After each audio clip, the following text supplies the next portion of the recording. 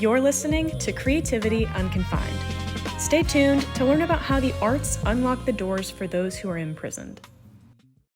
Welcome to yet another exciting episode of the podcast Creativity Unconfined.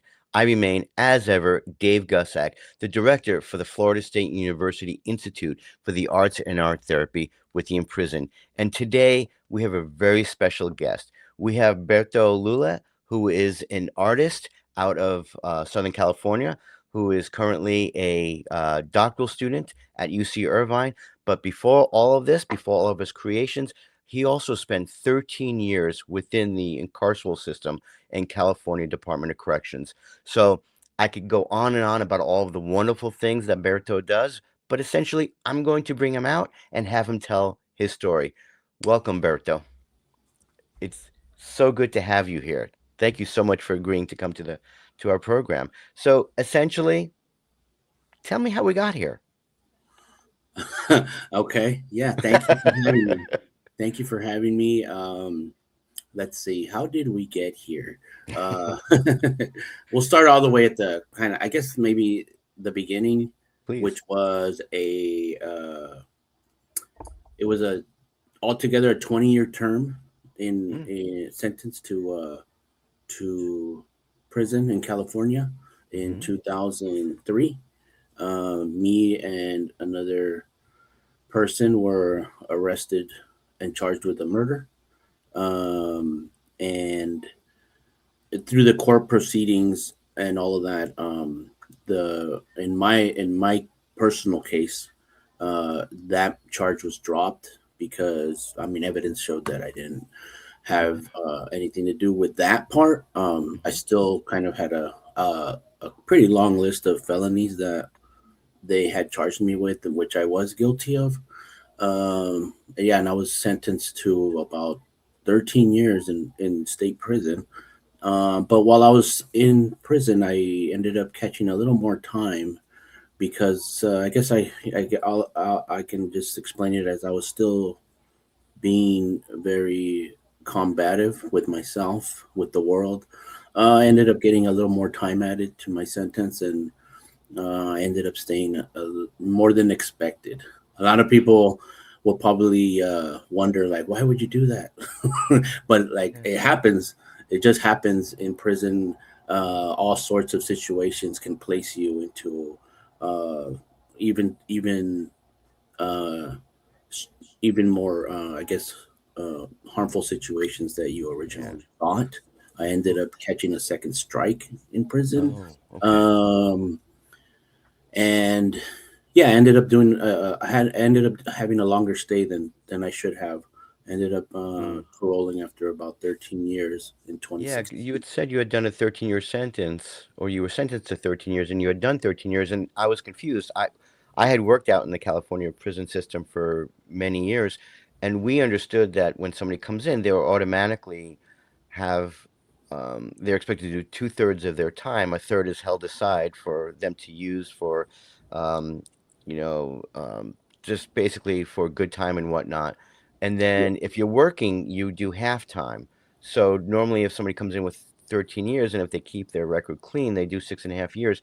But you got tagged with some more time. I got tagged with some more time. Yeah, I should have gotten out because I had been fighting the case for a couple years already. That kind of that got that reduced the sentence, right, to Okay. do upstate. So I only when the whole thing was over with the court proceedings. I only had to do about 4 years in prison from the county jail. The county jail gave me credit because I was there about 2 years fighting the case. So Okay. in reality, I only had to do about 4 years if you counted the halftime. Right.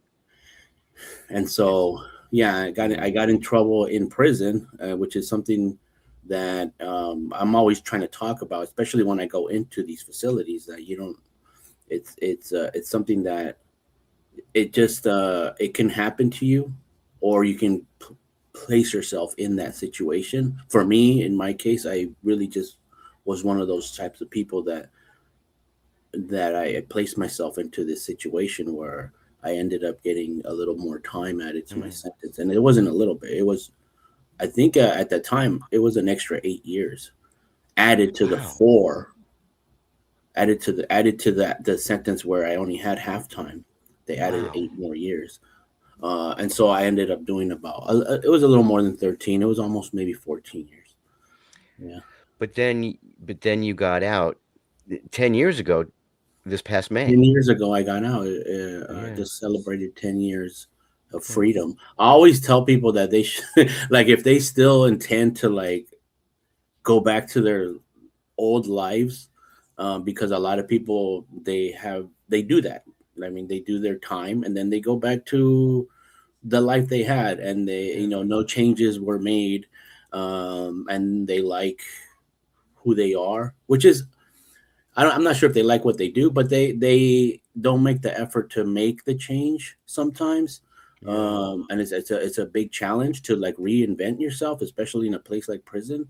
And Yeah. so a lot of times people end up paroling, and with not many tools in their box to help them make those changes. I'm always trying to somehow get the participants in our programs to start thinking critically about what changes need to be made before the release, because Yeah. once released it's really hard to start making the changes. You have to make those changes before the release. Yeah. um, and so for me, like a lot of those things already a lot of those decisions were already made before I even paroled. Be- um, yeah. I mean, part of the complication is, particularly in the California system, if I remember correctly, many people, and I believe this happens all over, many people end up, regardless of which prison they were last in, they parole back to where they were originally arrested, or they originally lived, where the crime occurred. And therefore they go back to the same environment, the same space, the same setting, which helped land them there in the first place, so to speak. So it's difficult to kind of shake that once you get out there. Yeah, and a lot of times you're required to parole back to the county that you made that in which the crime occurred. And so when you have that challenge, it could be very challenging to, I guess, start to reinvent yourself once released. Creating new Uh, labels. uh, Yeah. yeah, to create this new identity for yourself. My whole thing is I'm really big on identity, and a lot of the artworks I make are also kind of like based on these different identities that I felt I've had in Yeah. my life. And so when you're placed into that, and then you got to take into account that you're a grown person, whether a man or a woman, but especially a man. You're a grown man, and now you're expected to succeed. Like, you got your freedom, go out and be successful. And if you haven't learned anything, you haven't like really took the time to work on yourself, then it's going to be really hard to even attempt to make any type of reinvention of self once released, especially if you're released back into the same streets that you were running before prison. Yeah. And so, I mean, just to put this in context, I'm going to give away the ending right here, and then we're going to back up a little bit. I mean, you get out and you find yourself, you're able to then go to college. Then you get a master's degree, an MFA at UC Irvine, and now you're going for your doctoral degree at UC Irvine. And I want to hear all those details about that. W- w- I'm gonna set this up, and you can decide how you want to hit this out of the park or Okay. not. Yeah. Did you rely on the art while you were inside to help begin that sense of creating a new sense of self, or where did that play a part? How did you start deciding and making that decision to change that sense of identity? Let me see. One big, I guess, credit I want to give what is to a community college called Palo Verde Community College. This was a college that was doing a lot of the things that are kind of they're starting to be they're not being the norm, but a lot of institutions are very focused on educational services for prisoners. At that time, this was maybe around 2005 or 2006. uh, I had already done a couple of years, and I was already in a fully kind of like uh, in the prison system itself. I had Hmm. reached what's called the main line, which is kind of, you go through this intake process before you get sent to like I guess like a long term cell. And this was at Ironwood State Prison, which is out Okay. there in this small town called Blythe, in the middle of like No this way. miserable hot Right. desert. Oof. There's rattlesnakes on the yard. There's like, it's a treacherous place, but um, Wow. one thing that Ironwood did at that time was they were allowing this community college called Palo Verde to come onto the campus and do these community college courses. And at the time, for me, I only saw that as like an opportunity to get out of my cell. I had heard about them, um, and I had attended some community college before I went to prison. I wasn't like completely ignorant to that. Like, I knew like I needed to go to school. Like, I still Hmm. had like these like this very kind of like fractured plan for myself Hmm. after high school, which Yeah. was just like a continuation school. Um, but I knew like somehow like I need to get involved in this. And at first, it was just to get out of my cell. Like, I heard they had AC in the in the little program Whatever office where they motivates. held like Sure. these small courses. And a couple of the guys I knew that I got to know were attending these classes. I was like, you know what, I'm gonna try it. It'll take me out of the cell. And um and when I started receiving when I got my first A for this essay I wrote, I don't know what the essay was like, it was like this really bad essay about how to how to make a balance transfer on a credit card, because I had like some bad credit when I ended up in prison. Hmm. I was just into like these really bad credit card schemes. I wasn't doing fraud, but I was just kind of like doing these balance transfers and creating more Oh, credit, but like just creating more and debt. you wrote the essay on that? And I wrote an essay on how to maybe perhaps fix your credit through Okay. credit balance transfers. So it was Okay. kind of bad advice, but at the same time, it was some But it advice was about. written well, though. It was enough to get an A, but for me, like, these small kind of like wins were big. Like, I was Yeah. like, okay, well, okay, I can do something. I didn't feel like I was completely useless, I guess. uh, Mm. because I feel a lot of prisoners, they end up getting into this mindset that they have nothing to offer the world, they have nothing to offer society, because first of all, everything's taken away from you. But when everything Right. is taken away, then what do you got left? All you have left is kind of like the violence you can give to the universe. uh, Sure. and So there's this combination that happens to me in those years of like discovering that I have a little bit of art talent and a little bit of brains for doing, You didn't know like before? essays and the math, which is, I actually found not hard when I really focused. I was like, okay, I'm not bad at this. And even there was other prisoners approaching me on the prison yard asking me how did I get the A in the English class, and like if I could help them. So this Okay. is like kind of like the very beginnings of this this journey that I'm on now, where I'm trying to like help people always try to see themselves in a better light than where they're at in life. And that's kind of like, for me, those were like the very beginnings of a journey Yeah. for me, it's of uplifting my community. I mean, I think that's so prevalent that you took a risk. I mean, it is a risk for you to leave your cell, do something out of the ordinary, go to the class. Now, granted, you were driven there because there was air conditioning. I understand. And it's the motivation that got you there, but you invested yourself, and somebody else recognized that investment and said, This, you weren't given an A, you earned an A." And for a paper that I think is quite amusing, about what you knew, and you wrote about what you knew, and I think that becomes the essence of a lot of your work. Your own art, your own work, is about um, who you are. It's about what you know, And so while you were inside, did you become more exposed to art making as well, or was that self-driven? And then how did that follow you out? Um, well, I felt I've always been involved with art, Okay. especially like I guess what you would call the fine arts. As a young kid, I remember maybe the first kind of like instance of it was that, and I talk about this in other contexts, but we would have like this like art day at the elementary school I was at. We didn't technically have an art class. We just had an art Mhm. day, and this lady, it was a pretty low income kind of elementary school. They didn't weren't offering stuff like that. They would only offer that like once a week or sometimes even once a month. Where a lady, her name was Rebecca, would come and do art activities with the classroom.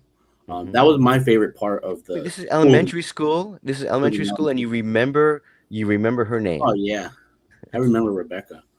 It was kind of like this person that opened my horizons to like the like museums and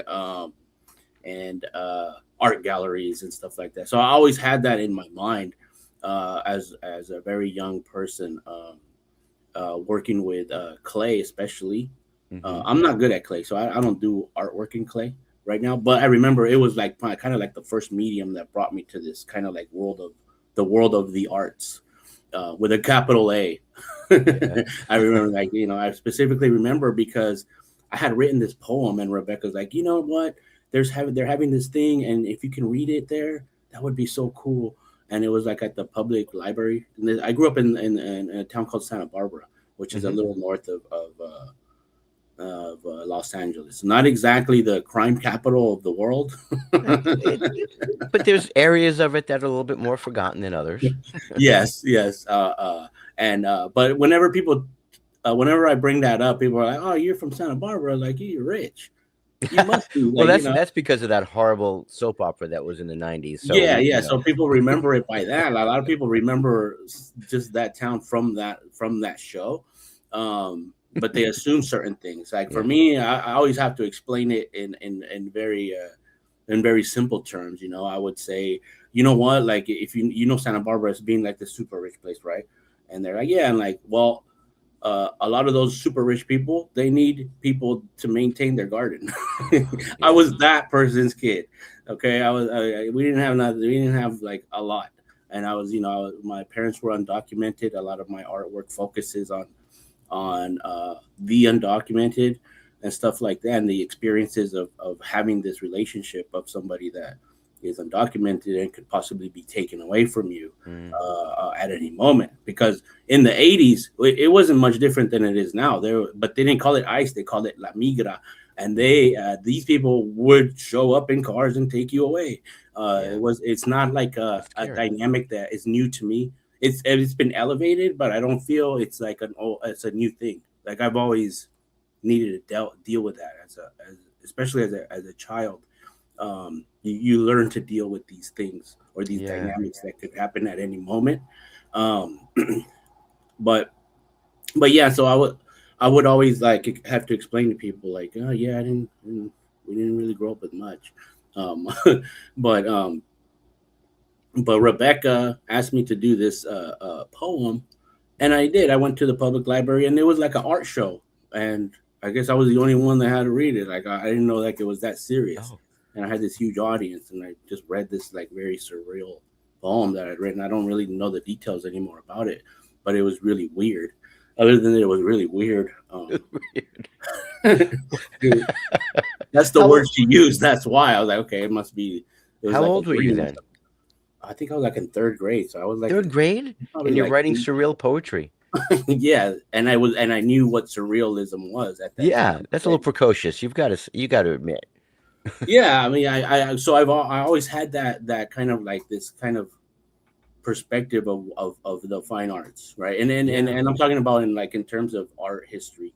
And then as I entered high school, I was in high school for a while before I ended up going to a continuation school for misbehaving. But even then, I had like a really strong teacher named Audie Love, and Audie Love was like very specific on like teaching art history before we did the art lessons, Okay. and then he would kind of quiz you on these art movements that he would teach you, like minimalism and surrealism, and so like I had like a really good understanding of like what that it was different from, I guess, commercial art. Yeah. But I knew the difference between these other forms. So I come in the space. I had come into the prison already, kind of like knowing who Jackson Pollock was, or Robert Rauschenberg, or Yeah. John Michel Basquiat. I knew these names already. So, but I never took it as serious as I did once I was in prison.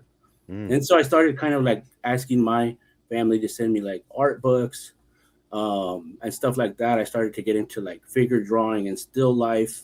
I also got into to tattooing while I was in Okay. prison. So a lot of the, I guess, basic fundamentals of drawing, I learned it through creating tattoo designs, and Well, now I kind of use that. I kind of like focused on kind of like conceptualizing that whole process of tattooing. There's one. There's like a very. This is for me. This is a sculpture now. This is a yeah. functional tattoo machine, but I don't present it as such. I present it as a sculpture, and I present it as actually a ready-made, which is a very specific type of It's sculpture, like right? similar to Marcel Duchamp's work. Exactly. So yeah, I have one of the slides in there. It's kind of comparing the famous toilet, the urinal, The urinal. Yeah. and then like for me, that was when I first saw that, it was very interesting. But when I learned like We what use is the word actually, interesting when there are words we're not allowed to use in public. So we're just yeah, yeah, I've needed to teach at like elementary schools and junior high, so I tried to refrain from like bad words, from cussing. So like I always understood. come. You So got we'll to use come the up word with like a few interesting. words. Very interesting to have this kind of the whole concept of like, I'm gonna bring this urinal and put it on a pedestal and sign it, and that's mine. That's my artwork. For Yeah. me, I was at the time when I really studied it, and I was in the community college at that time when I had just gotten out of prison. Hmm. I automatically thought of these things that I learned how to make while I was incarcerated, because nobody teaches you how to make a tattoo machine. You kind of just like you watch and you learn, and then you make your own. You could probably buy one from somebody, because I would make certain things and people would buy them off me, like lighters, because people wanted to Inside. do it So you were yourself. innovative. Yeah, I think prison is one of those places where it pushes you to the wall, where Yep. you're gonna have to create something. You're gonna have to make it yourself. Nobody's really gonna make it for you, and if they do, they're gonna want something. You're not just gonna get it for free. You're gonna have to buy it. But it's such an interesting dynamic. I'm sorry to interrupt on that, but it's No. such an interesting dynamic that this tattoo machine and what we saw was this tubing with a dial and a pen on the end, which for you was a functional way of making your art and using as a commodity for others to be able to sell to others while you were inside. And then later that in and of itself becomes its own art piece representing your own experience. So what would be the artist statement that you would have accompanying that piece? What was the way to describe it? Well, the title of it is called, like, I think it's called Prison Ready Made #2. Okay. Um, and so the title of this series that I'm constantly working on is called Prison Ready Mades, which is different from the Marcel Duchamp Ready Made. I think Yeah. there's, Yes. I mean, people make ready mades all the time, and that falls into the category of sculpture. But I feel like I have these things where like they're prison ready mades. So they're already made. They exist in this economy that is the prison system. Um, and for me, like, to look at it as artwork is kind of touching on these ideas of mass incarceration, the prison industrial complex, and then the creativity that happens within those, where they're active forms of resistance. For me, that's what they are. They're active forms of resistance. Okay. You're resisting the institutional power. So for me, now that I'm in the PhD program, I'm like, now I'm focused on these kind of like bigger umbrella terms of like how things are functioning within society. And for me, yeah, I would see this as an active form of resistance from an oppressed group, which, and I know these are prisoners, but at the same time, the oppressive nature of the prison is still working upon people here, where you're rewarded for obedience, Hmm. for docility. Um, so there's some of the things I think of when I'm creating these artworks now. Wow. I mean, that's such a powerful statement. It's, it is an oppressive environment, and that oppression continues even after a person gets out. They're still part of that system. They still have that label. You've now elevated these pieces from these ready-mades into representations of what it's like inside, the ways that you resist the rules of what you're expected to do while you're inside, and do so in, from some perspectives, a fairly innocuous way, and yet it is a fairly um, it is quite how do I say this? You're going against a major rule here by creating these pieces, and yet it's your way of being defiant and still being able to create in an environment that's used to destruction. Yeah. There's there's pieces that are not, I guess, all of them fall under this term that they call contraband in the prison system. In the prison, tattooing is considered contraband. Out in society, it's fine, it's legal. If you're an adult, you can go and get tattooed. You don't have to have a business license to tattoo out in the world, um, as long as you're not getting paid for it. So there's this element too, where like if it's business, it can be legal. If you're not doing business, then there isn't a crime. Which is, I mean, states are very particular in the laws that they have, but in California, I can tattoo on you at my house as long as I'm not charging you money. We're not Okay. breaking the law. Uh, so like this kind of concept of like what is legal, what is not legal, is also kind of coming into the conversation. But but then we do, and I just had my colleague here bring up another piece here. This is a shank This is inside. number So one. Yeah, it this would was, be the number one ready made. Ready. This is prison ready made number one. yeah, Uh, and this is an entirely different statement, and it's an entirely different meaning. yes, yes, it is. And for me, this is, although not as innocuous or not as um uh not as, Not as constructive. yeah, yeah. And but at the same time, I feel that this is the one thing that when you go to prison in California is the one thing you're gonna learn how to make first. Yeah. And when you're talking about like human civilization, the human the beginnings of humanity, one of the first things that I feel was created by humans, modern day humans, was this concept, like, need to protect myself, um, Yeah. defend, and then that becomes offensive as time progresses. And Um, yeah.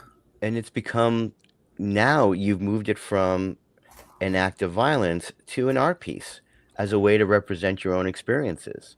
Yes. So that this is also it's I guess if you ripped it off its frame, you can use it, but immobilized, it's immobilized too, which is, for me, that's another, it's just yet another Another detail. It's meaning. like it's immobilized. I usually have it in these plastic containers, or they're zip tied to these things, like you can't just grab it and use it. Well, um to a certain degree, unless you knew what it was, it's fairly innocuous. And do you find that when you present this to others, when you present these in your exhibitions and in your lectures, that do people get a better sense of what it is that you're trying to convey? Do you think that they're getting a better understanding of what it's like? yeah, I think so. And I think that it starts to I mean, I get a lot of questions asked, Yeah. and besides kind of like this, a little bit of shock that happens when someone encounters this in a gallery. There is also a conversation about prison and prisons and resistance, and um, what is art is a big one. And for me, it goes back to Marcel Duchamp still with the ready made. It's like, what is art? Because that's what the question was with Yeah. that piece. I feel it's like, what is art? What is considered art? Who gets to call it art?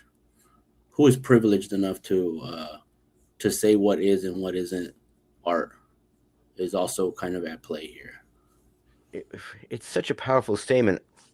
Of course, needless to say, there have been many times inside where I've seen some of my own materials be turned into weapons for those that have managed to smuggle them out of a group. So of course we have to be careful, and we see our pieces that were supposed to be made for, or tools supposed to be for creative purposes, become used for destructive purposes, and we see them confiscated as such.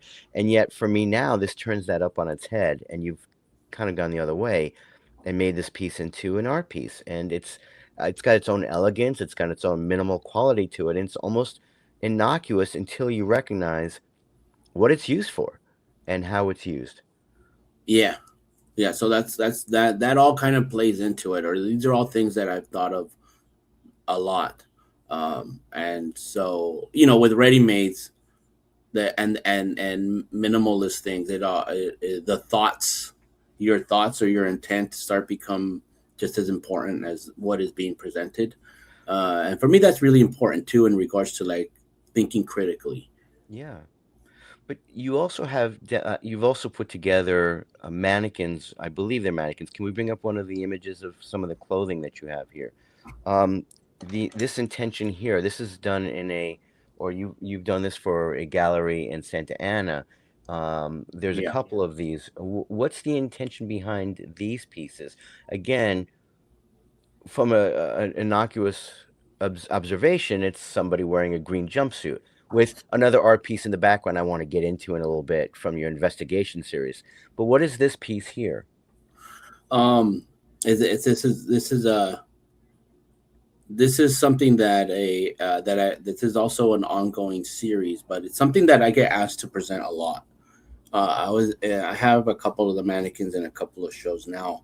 But I was just at this halfway house. They don't call them halfway houses anymore. They call them MCRPs.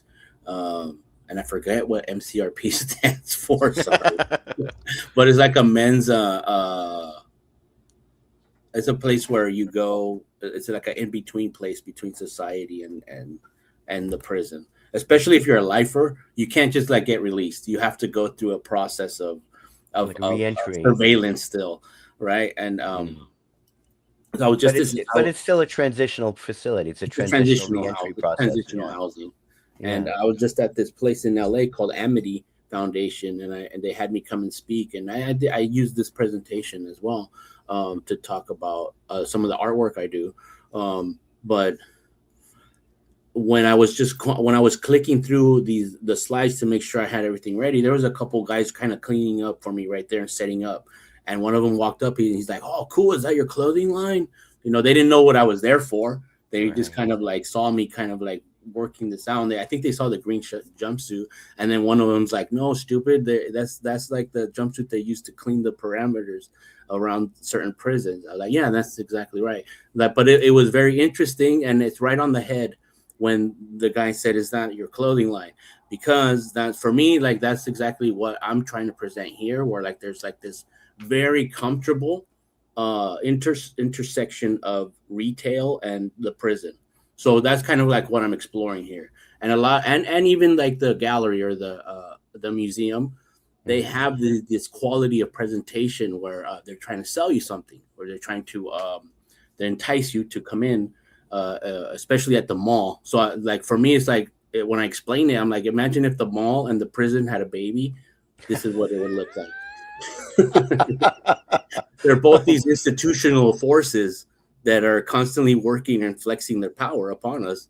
Uh, and in regards to the mall, it's like there's this level of privilege where like you can be this mannequin, come and buy it, come and buy the stuff that we're selling here.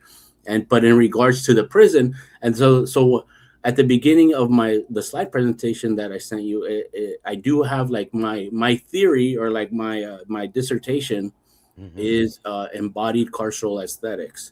And for me, like when we're talking about the word aesthetics, the study of beauty, for me to apply it to another word, carcerality, it's almost like an oxymoron. It doesn't make sense, but Yeah. at the same time, it does. And for me, it's like it's especially focusing on marginalized communities. Why do we think prison is so cool? Why growing up did I feel like the only thing I wanted to be in life was like my older homies, That was like my aspiration. Like I want to be like them so bad, and I know they're in prison, so I know I'm probably going to go to prison too. And so growing up in marginalized communities, you kind of get this sense that it's kind of waiting for you, Mm. and you get into this like self-fulfilling prophecy. You start getting yourself into situations where it's almost like you're kind of on the road there. I also like to talk about the school to prison pipeline, where I Yeah. feel like there's these like designed laws that kind of filter or funnel a lot of marginalized communities' children's into the prison. Can't prove it, not technically, but something is there. Something is happening where younger brown and black kids are being funneled into the prison, and part of that funneling is by making prisons look cool, or Mm. at least acceptable, enticing, interesting, curious. Something happening with these American institutions Yeah. in general have this power to motivate uh, humans to do certain things, buy stuff, adhere to certain politics. In our in I feel in marginalized communities, it's seeing the prison as uh, uh, glamorous or uh, Yeah. cool. Cool is the type of the best word I can bring. Is like it's cool to go to prison. I remember when I would provide services in juvenile justice facilities, and I worked with the adolescents, or I would work in the court ordered schools, and many of the kids would talk about their goal was to end up inside. And there was somebody that I worked with that likened it to gladiator school, that you're learning in the juvenile system how to function and survive and not only survive but thrive within the correctional system that they felt that they were destined to enter. And here you're describing that very same essence. This notion of not only is this our destination, but this is our fate, and this is what some people are even striving to do. Yeah, there's. I mean, I met several people when I had first gotten to prison, and I wasn't exactly like a young man already. I was like 24, 25 when I finally got to like the main line, where all Finally, like the big dogs were, an right? interesting word. Finally. Finally, yeah. And but I remember younger guys, they're coming into the same environment, the same space already, kind of like 18 or 19. And the only thing that their whole dream was to one day be a member of the Mexican mafia. I mean, that's Yeah. something that's like a big, like, no, you can't say that type of word. I don't really care. Their whole objective was to do that. Like, Mm. imagine, like, and for me, that was a little shocking even then when I heard it. I was like, you want to do that's what you want to do? Like, and then that's kind of like, for me, that was like where like the brakes started to hit the road. We're like, what am I actually doing here? What are you actually doing here? There's Yeah. this wonderful drawing that you have of it, and it's a self-portrait of when you exited the facility. We have it here. Um, there's not this one. There's this is the one right here. And it was then I came to realize I want you to describe this a little bit and the style. I know it's a much older piece. This piece is 10 years old. Hmm. But once I saw this, that I started to recognize that all of your pieces were self-portraits. But here's a piece of you kneeling on the road, crouching on the road, with the freeway overpass on one side and the tower uh, to your left, prison tower, and behind you is a. I have to actually put my glasses on to see the details here. But actually, pretend that you're talking to somebody who's driving on the 405. Describe this to them so that they can picture this while they're listening to this on Spotify. Okay. Yeah. So I had this drawing that I think this was for the final for like my first uh drawing class. I think it was called the fundamentals of drawing or This is something. fundamentals of drawing? Oh my I goodness. mean, yeah, this is a fun. Well, I had already like I had like a good, I had experience by then, Yeah. and I really kind of resorted back to this. I would call this like a tattoo style, or I like was gonna say, a there's that cell block. prison Yeah, drawing style type of yeah. thing, where But you that's know, part of the element. I think that's part yeah, of it as being a self-portrait, the style that you adopted for this. I think so. And I'm also trying to combine kind of like what I'm learning in the drawing fundamentals of like composition or organizing a story on the paper. These are all things that you learn how to make while you're incarcerated, but you don't know what you're doing. You're kind of just you're looking at other people's work and you're kind of going off of that. There's like very I don't want to say normal things, but there's a very specific mode of drawing in prison, and I think that type of style has influenced like the world. Like you I, see, like people with that want yes. cholo tattoos in Thank you for Japan. saying that. I've been saying that for years. Yeah, I've written about this. I've written about it in books that there is a particular style. Phyllis Kornfeld called it cell block vision. This notion of the very consistent type imagery that permeates not just a particular state facility, not just the national facility, but we see this all over the world. The very specific detail, almost tattoo-like quality of these images. yeah. So thank you for validating me. I don't get validated enough, Bert. So thank you. Yeah, and for me, it goes back to the carceral aesthetics. So like as a lot of people would not combine those two words.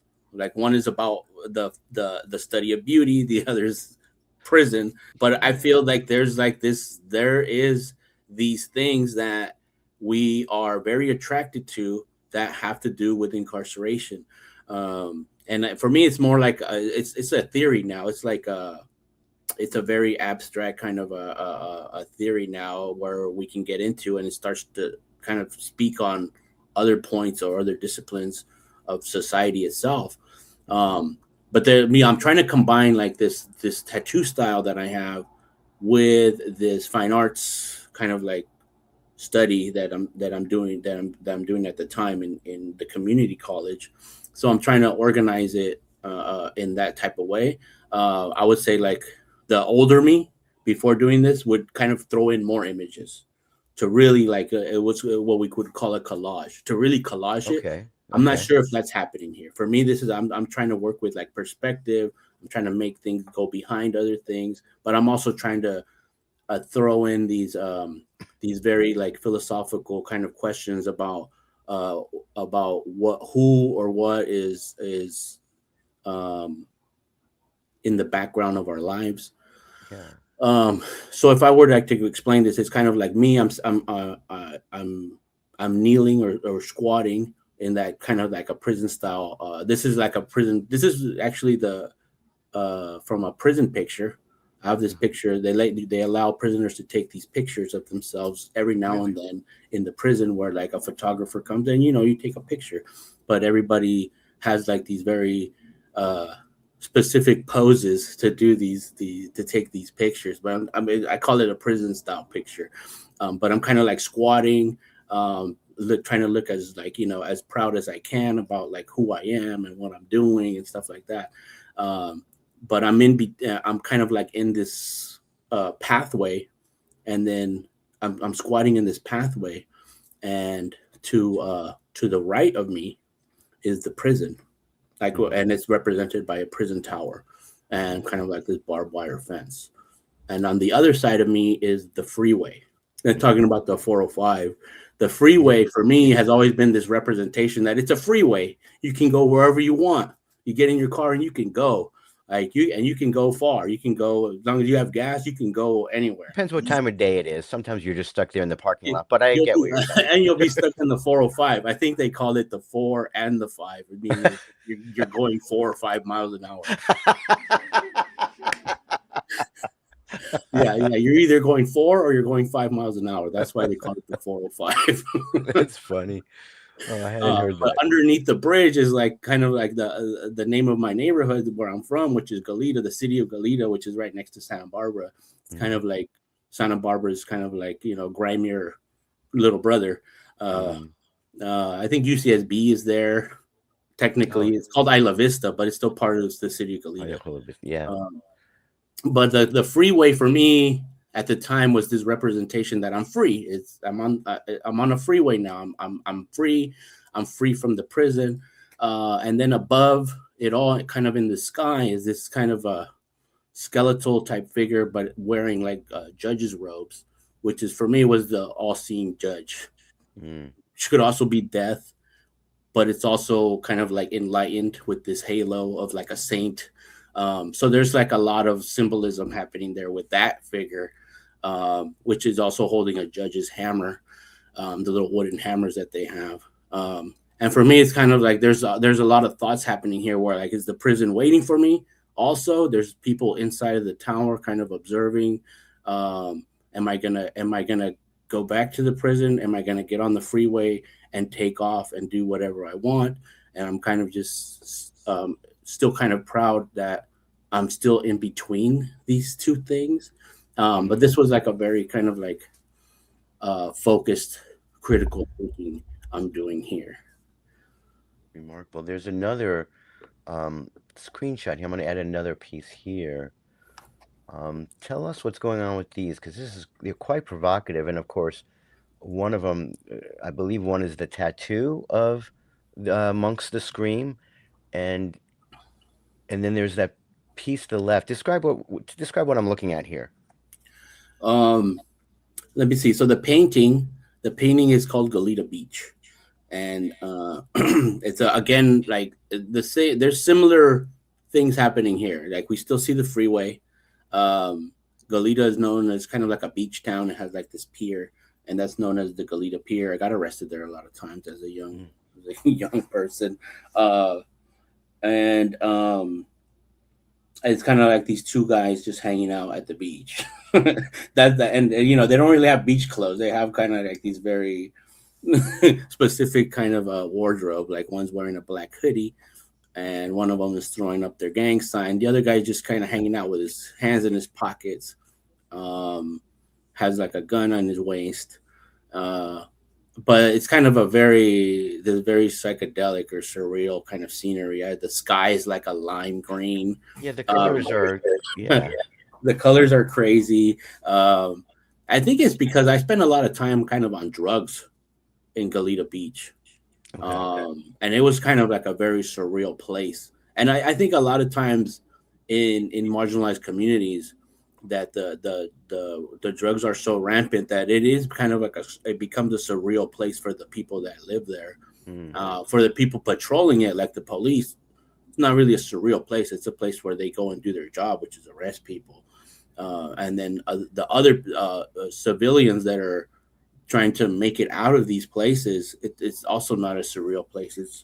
It's a very, I guess you could say, it's a very oppressive place. They're Mm. oppressed by the police, but they're also coming into contact with individuals such as these guys, which may not be too friendly sometimes to certain people. So there's a lot of things happening that you can read into this painting. And for me though, it's all based on experiences I've had.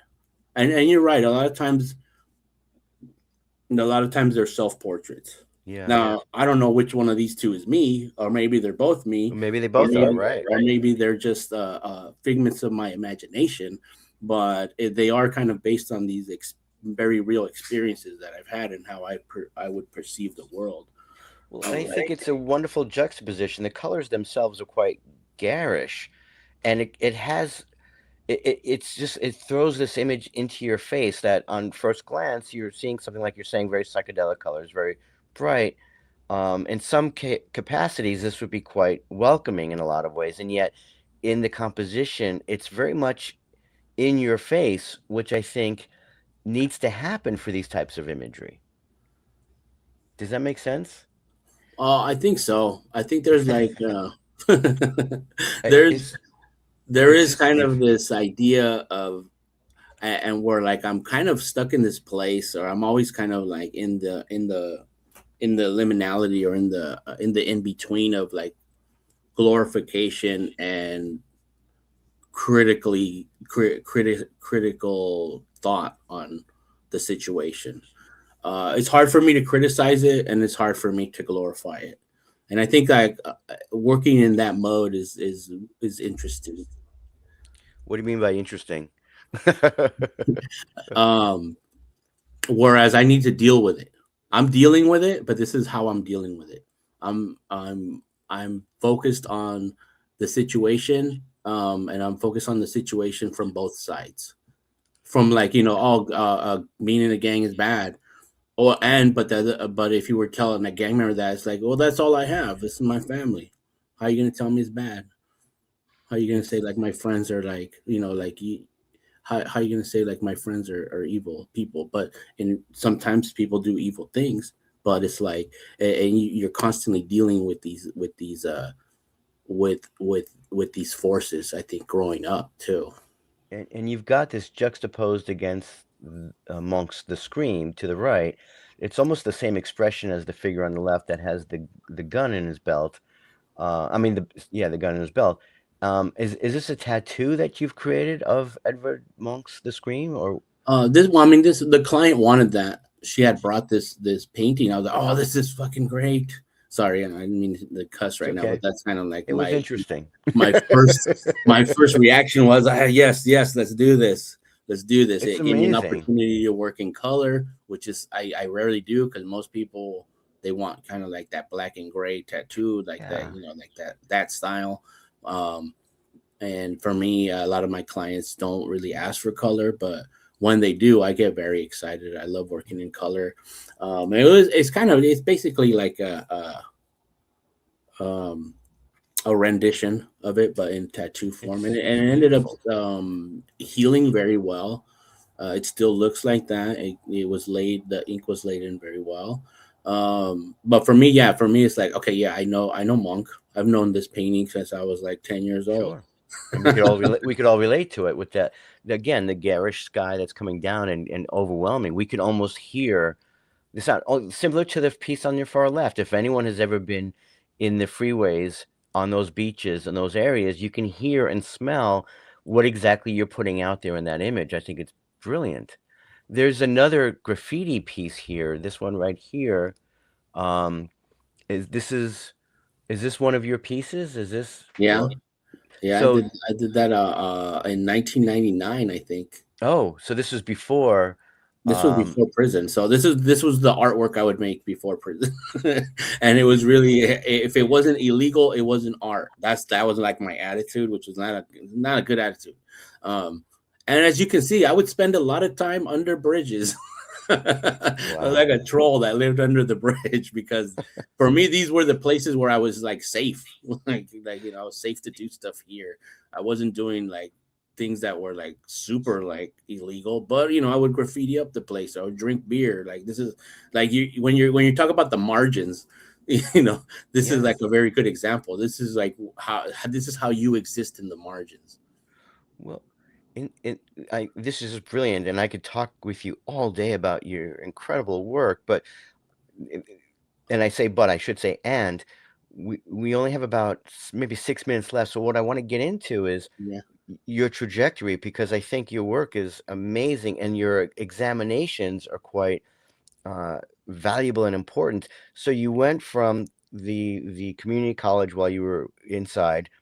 You got your bachelor's, you got your master's of fine arts at UC Irvine, and now again you're pursuing your doctorate at UC Irvine. You have to recognize that this is an unusual path for many people. I've been lucky enough that I've been working with people um, who are just as impacted, who are students here at Florida State. I'm working with a university, a college up in North Alabama, bringing education inside. But that journey for you has not been easy. It can have been. Tell us about the examinations, the what you've been able to address, how you've gotten to where you are, and this study of yours. The carceral aesthetics is just brilliant. Give us in a nutshell. Give us a synopsis of what all this looks like.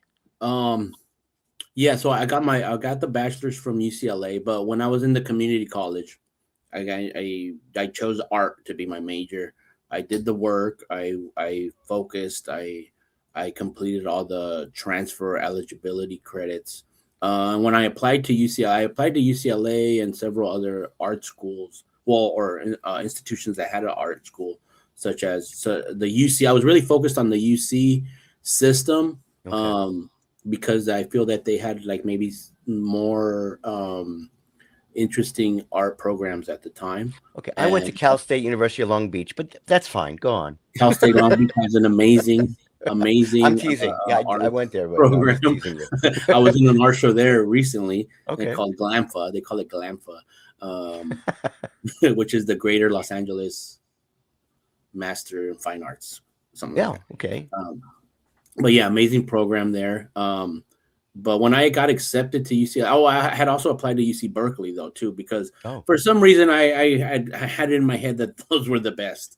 And now I'm like, well, you shouldn't really think about that in regards to like when you want to pursue a higher education. Shouldn't really think about that in regards to like being the best. You need to focus on what's offering you yeah. the best program Absolutely. available. Now it just so happens that UCLA has a very strong arts Mm-hmm. program. So okay, They well, I do. applied there. When I got accepted, I got accepted to all the institutions I applied for at the time, which was Berkeley, UCLA, UC Santa Cruz. I really focused on the UCs and Yeah. UCSB, which was like for me that was a very obvious choice because it's like, oh, it's here, Sure. it's Your very back, easy. You know, I'll be your able to backyard. I can come back and eat my mother's There's lunch. something satisfying about that, though, isn't it? But isn't that satisfying with the area that you were getting in trouble and the difficulties you were having to then be able to say, well, Santa Barbara accepted me for their program. And oh, by the way, I'm not going to choose it. I'm going to go down here instead. The empowerment of options is something that Yes. I wasn't used to, and it's something that when you get involved in these things, you end up kind of like experiencing. That's something very important that I try to push for people. I'm always trying to get people to enroll in some type of community college or to pursue some kind of like more education that someone has at the time, especially if you're incarcerated. To focus then, start focusing on it at that time. Don't wait to get out and then do it. Good. Do it as soon as possible. If they're offering anything that's self-help within the prison, then you should take it, because a lot of times it's not the CDC that does it. I'm very critical of the CDC. It's institutions like Prison Arts Collective that come in and do the work. That's So Annie Buckley's program. Buckley's Yeah, program. we had her on the program a couple of weeks ago. That's wonderful. Yeah, and for me, that's a very special thing. Annie does like very very strong work, but it's people like Annie and other nonprofits that are being allowed to come in by the CDCR to do this work. And for me, what I'm critical of is that the CDCR is constantly saying like, we do great rehabilitation. And it's like, no, you don't. Prison Arts Collective does. You just let us in the door, but now you want Yeah. like all of the credit. I don't think that's great, but it's great that they let us in. So thank you, CDCR, but Well, try to it's give okay. a little more It's credit okay. to the people coming in and doing the I extra. think that's what we need to do. We need to underscore the Prisoner Arts Collective. We need to underscore the arts and corrections programs. We need to do that. You're absolutely right. Yeah. And then, now universities are coming in, right? I got involved with Annie because Annie had hired me to do the Vistas program, which is a bachelor's of arts degree that San Diego State University offers a prison out in Imperial Valley called Centinela. So I was coming in Yeah. as faculty at the time. I had just graduated from UC Irvine. I had my master's degree that I will come teach for us. And I was like, okay.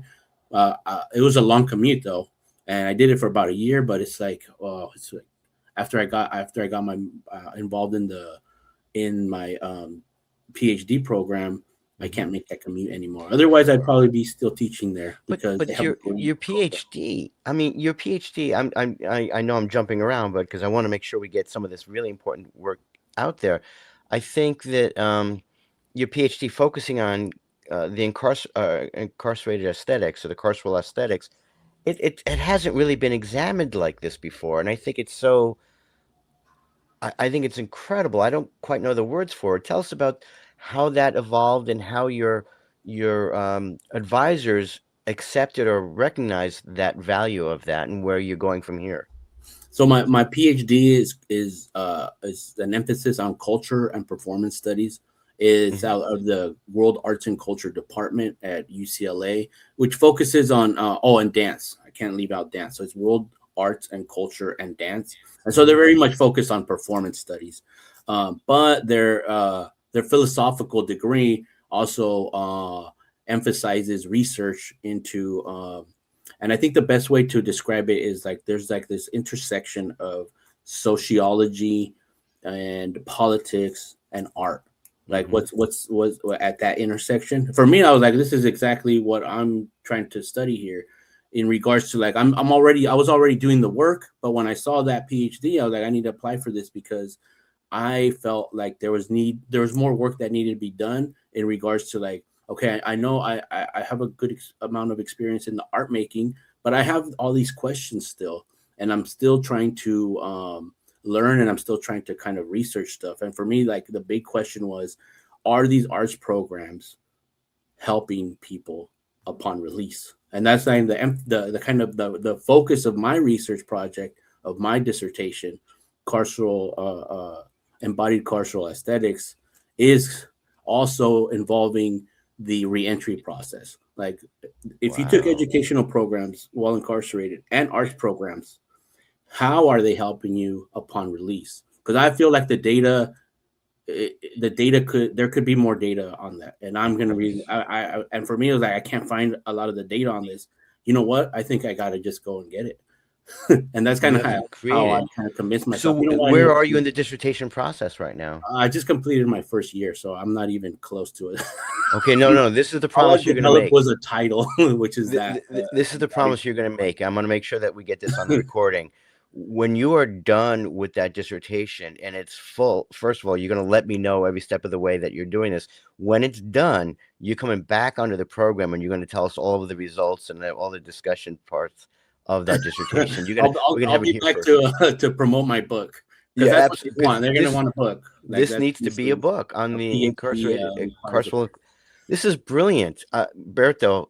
I can go on for another hour. This is just brilliant, and I'm so enjoying this. We do have to wrap this up, and I know that there's going to be people out there and driving the 710 down to Long Beach that are groaning, saying, "I want to hear more about this. My commute is so much longer than an hour." But we'll have to bring this to a close. This has just been wonderful. For those of you who are interested in seeing more of his work, we'll post his the website online. You'll see it at YouTube, and then we'll post it in Spotify, and it'll be on Instagram. I urge you to go to all of the sites and see his work, read about his work, read the statements, take a look at the videos that he puts out there about his work. I think that they are just incredible. And for those of you who need to also take a look at the his Instagram. It's at Tierra Buena Tattoos, at TIERRA BUNATATTOOS. I'll certainly be linking to that. I urge all of you to do that as well. His work is incredible. Berto, this has been an unmitigated pleasure. Thank you so much for coming on. Thank you. Is it Dr. Dave? It's Dave. It's just I Dave. only made my parents call me doctor, by the way. Only my parents. Otherwise, yeah. Okay, Dave. It's just Dave. Thank you. Yes, Thank you so absolutely. much. Creativity Unconfined has been brought to you by Florida State University's Institute for Arts and Art Therapy with the Imprisoned. Special thanks to our producers Sydney Nichols and Malia Burrows, as well as Florida State University's College of Fine Arts. If you like what you heard, and even if you didn't, please support us by liking and subscribing.